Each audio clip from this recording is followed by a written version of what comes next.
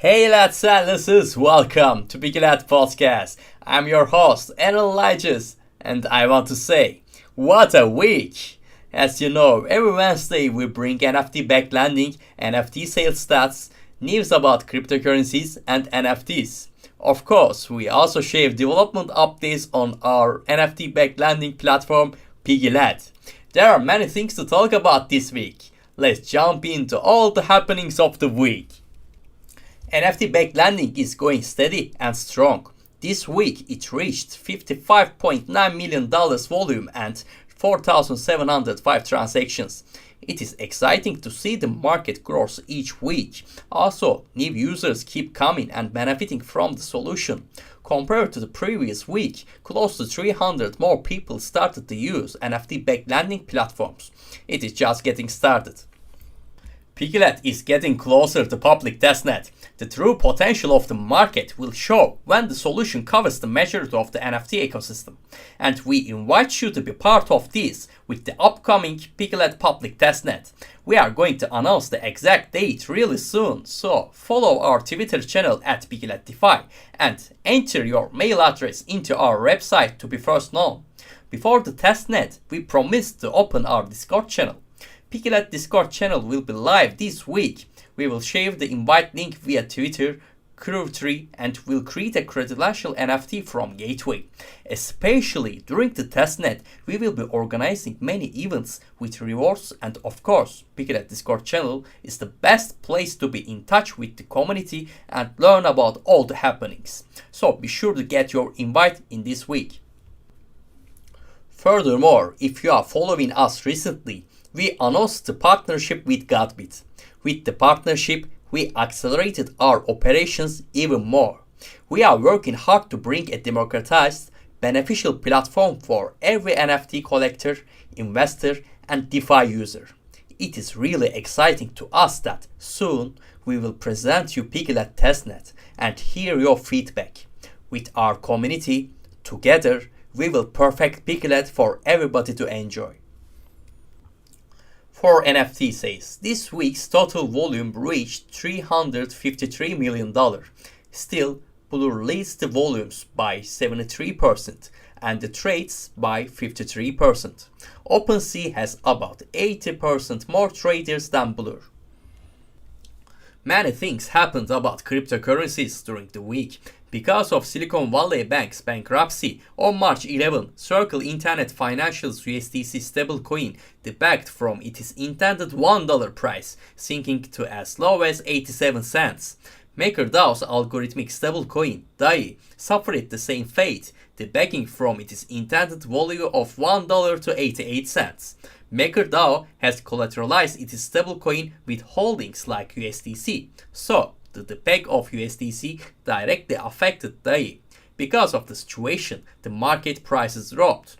During the depeg, Bitcoin price dropped to $19,500 and Ethereum price to $1,370.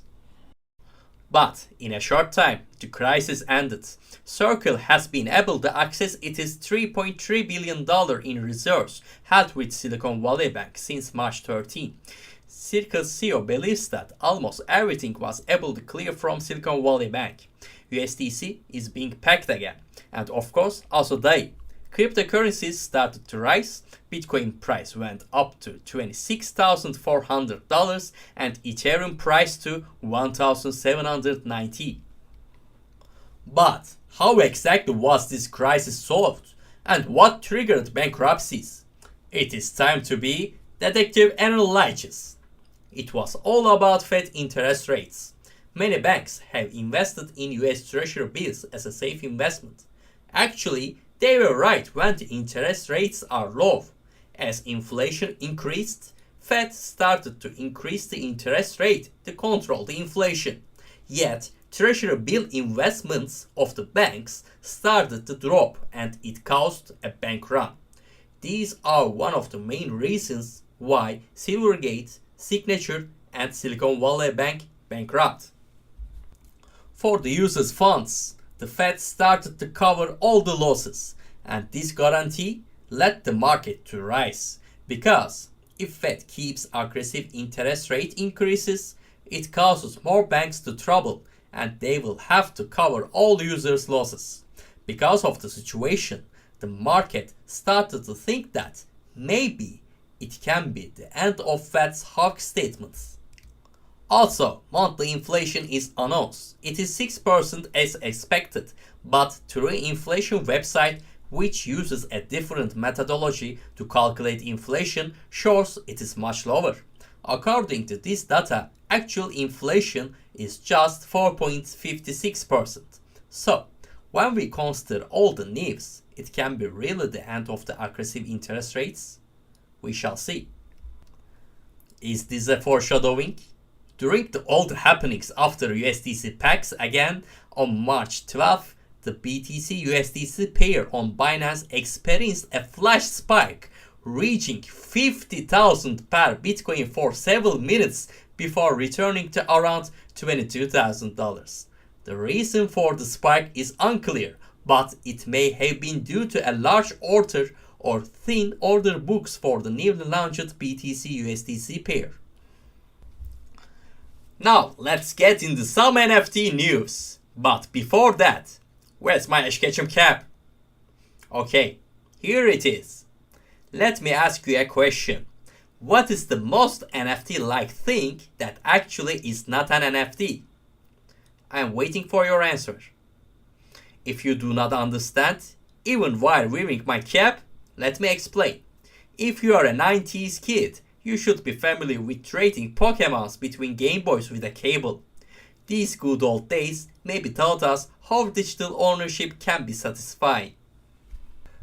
The Pokemon company has advertised a job vacancy for the position of corporate development principal who should have knowledge of Web3, including blockchain technologies, NFTs, and metaverse. The job description implies that the organization is possibly exploring novel technologies, and the new hire will create an internal innovation challenge and investigate possible collaborations with external firms concerning emerging technologies. The Pokemon company has not engaged in any Web3 initiatives so far, but this job vacancy could imply that the organization is finally prepared to venture into the realm of Web3. So maybe we will be saying "Gotta mint them all" soon. You need a hidden keyword to claim Piggylet Podcast Episode 4 Credential NFT. Now, I am saying the word. It is Discord. Do not forget to start with a capital letter when typing the hidden keyword. Yuga Labs' latest Bitcoin NFT collection, Twelvefold, has received a huge Twitter backlash from the Web3 community, with many expressing disappointment in the artwork. Despite this, Twelvefold remains a top-performing collection. Some compare it to the Jack Butcher's Checks NFT project, while others debated the subjectivity of art. Yuga Labs has stated that Twelvefold is an art project with no roadmap or utility. The community is divided, and many people trust Yuga Labs' track record. The Quadratic Funding Record, an open edition NFT collection featuring a white paper on the concept of quadratic funding, created by Vitalik Butterin, Glenn Whale, and Zoe Hitzik, has been released on Gitcoin Presents. The NFTs include a signed copy of the white paper, a digital version, an explanation of the impact of quadratic funding, and a poem titled Ode to QF. Collectors can also choose one of the record packaging options available. 12 signature edition records, which come with physical copies of the white paper signed by the three founders, are available for 10 Ethereum. The funds generated from the NFTs will be distributed to 3 projects, including Gitcoin. The collection raised over $781,000 for public goods and is the first edition of Meta Label's Quality Drop series. Meta, the parent company of Facebook and Instagram, is discontinuing its support for NFTs on the 2 social media platforms. Meta Commerce and FinTech lead Stefan Casriel announced that the company will stop testing the minting and selling of NFTs on Instagram and the ability to share NFTs on both Instagram and Facebook in the coming weeks. This move is part of Meta's effort to focus on other ways to support creators, people, and businesses. Despite Meta's exit from NFTs, other companies like Reddit and Starbucks are continuing to invest in the NFT market. Speaking of Starbucks, Starbucks released its first limited edition NFT called Stamps as part of its Web3 loyalty program, Starbucks Odyssey. The Siren Collection drop featured 2,000 items and sold out in 18 minutes, with members of Starbucks Odyssey able to purchase 2 stamps for $100 each through a credit card or MetaMask wallet. The drop took place on the Nifty Gateway Marketplace, and the secondary market is currently active with a floor price of $799 and total volume of $325,000.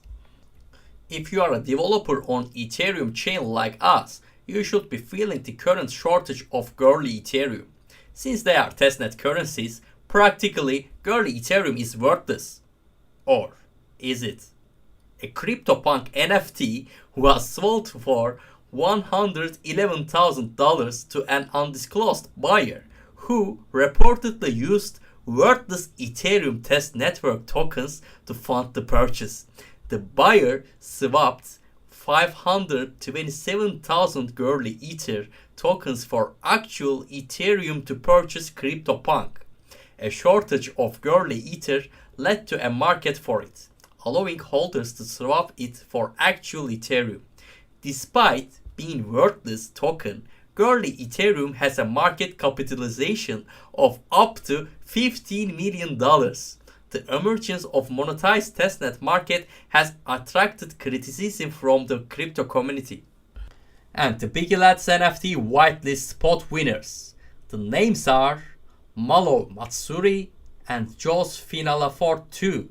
Congratulations! We will message you via Twitter to learn your address to save into our system. If you want to have a chance to earn whitelist spot for Piggylads NFT, do not forget to follow at Piggylet DeFi on Twitter and retweet to Piggylet Podcast Episode 4 post. Here you have it, all the happenings of the week. Do not forget, we are going to open the Piggylet Discord this week, so be sure to follow at Piggylet DeFi on Twitter to be a first comer.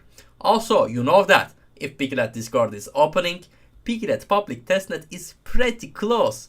So, see you soon with even more exciting happenings in the coming days. Take care, lads and lasses.